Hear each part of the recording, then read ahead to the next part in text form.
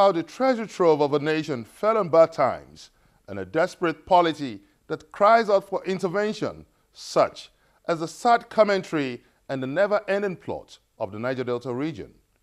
Does the present administration have the political will, the resources, and the mandate to change this ugly reality?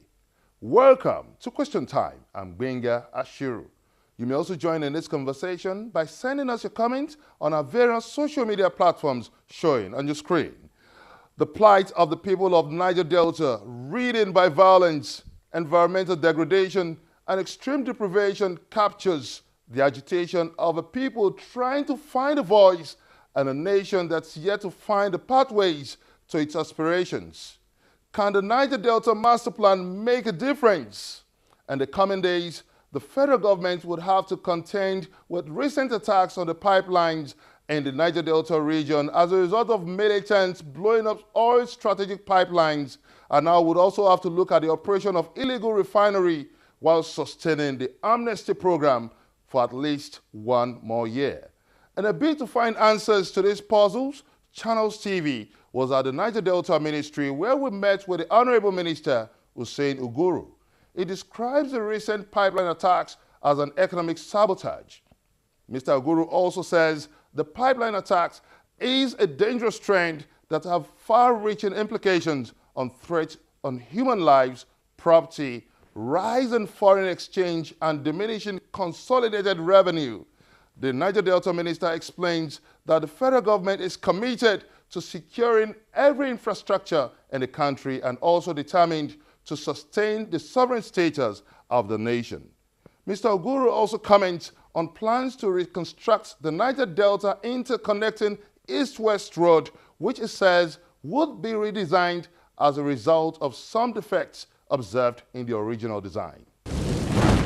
Honorable Minister of Niger Delta, Mr. Usani Uguru, thank you very much for joining us on this episode of Question Time. It's been 3 months since you took over the administration of the Ministry of the Niger Delta. Could you give us an account of stewardship and your plan to reform this Niger Delta region? First, it's difficult to point you to tangible achievements in 3 months. Knowing the nature of our assignment, there has been need to get organized and reorganized in the face of what we have come to inherit, to be able to determine our baseline and proceed toward achieving our mandate. The mandate is continuous, and it is not one thing that is a one-spot event. On account of this, we have been interfacing with the relevant stakeholders in the region, both corporate and individual. And of course, you are conscious of the challenges inherent in the Niger Delta region. Could you tell us what's your plan for the completion of the East-West Road? That's a connecting point for most of the states in the Niger Delta region. Yes, the East-West Road is a great expectation by Nigerians. It was initiated in 2006. Unfortunately, about 10 years later, we are still talking about it. It's a shame and a challenge to our conscience. On account of this, faced with the budgetary limitations we have, which of course you know the causes are obvious, we are articulating different options for the completion of that project, because it would be a shameful thing to think that after 4 years we are still talking about East-West Road. But here we are, government obviously has no financial capacity to say they'll take on the road, because the current liabilities only from the last season in this ministry stand at over 40 billion naira. And so, with all the expectations of Nigerians, I am certain, I believe, they will not be disappointed.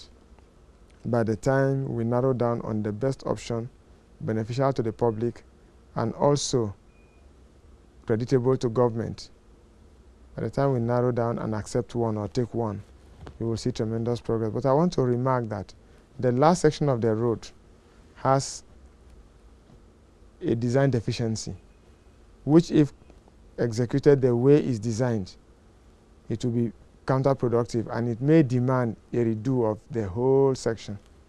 And so that section, fortunately, we have not mobilized the contractors with any amount.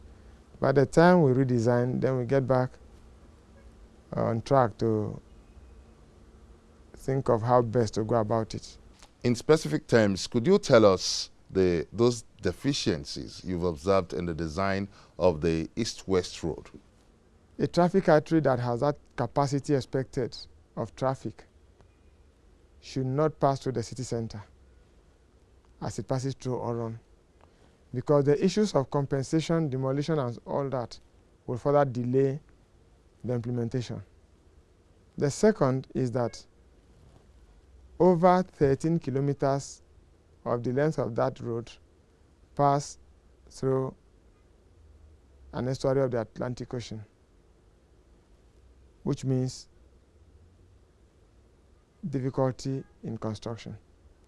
The third is that the road empties into the city center of Calabar, traversing a thickly populated residential area. Again, you are talking of negotiations for compensation and distortion of city activities. And these are very serious issues when you consider transportation by any means. So we are thinking of what will give us lesser cost and more efficient outcome.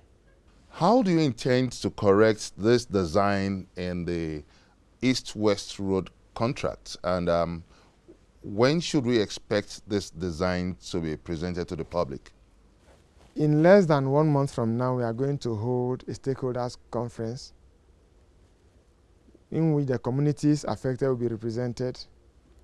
Technical experts in engineering, in road design, in surveying will all be there to make presentations so we can see, let everybody pour in his observation, and let's all have a common ground of discussion, probably debate, to fish out the best alternative for that section of the road.